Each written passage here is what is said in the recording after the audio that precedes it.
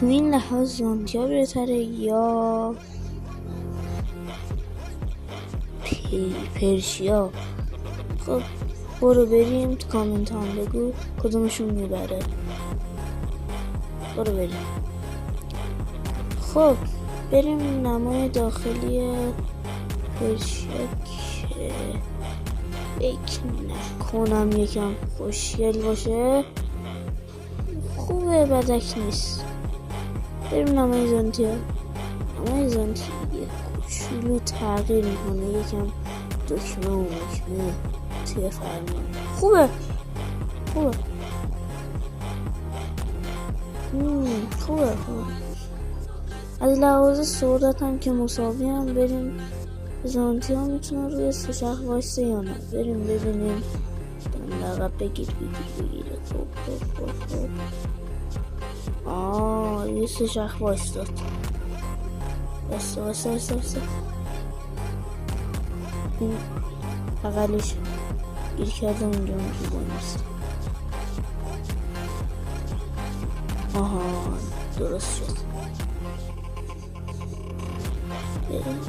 لیس خود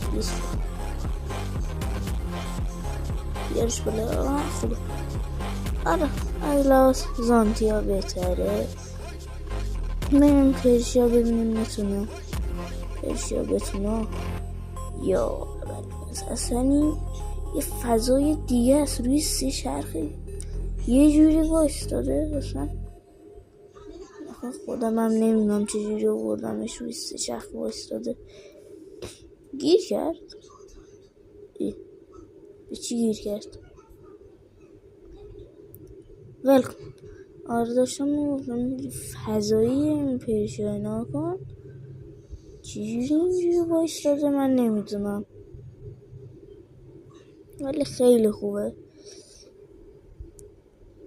بیا پایین.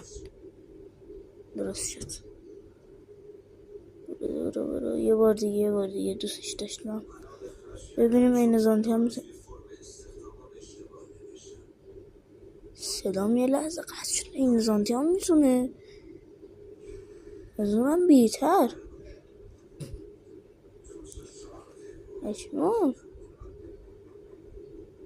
خب بچه ها اگه میخواین مقایسه ماشین ها رو ببینین تو کامنت ها بگین، سابم کنید دیگه ببینم چی کار میکنید. راستی کی برنده است تو کامنت ها بگو، پرشیا یا زانتیا؟ کی برنده است تو کامنت ها بگو. من رفتم. خداحافظ.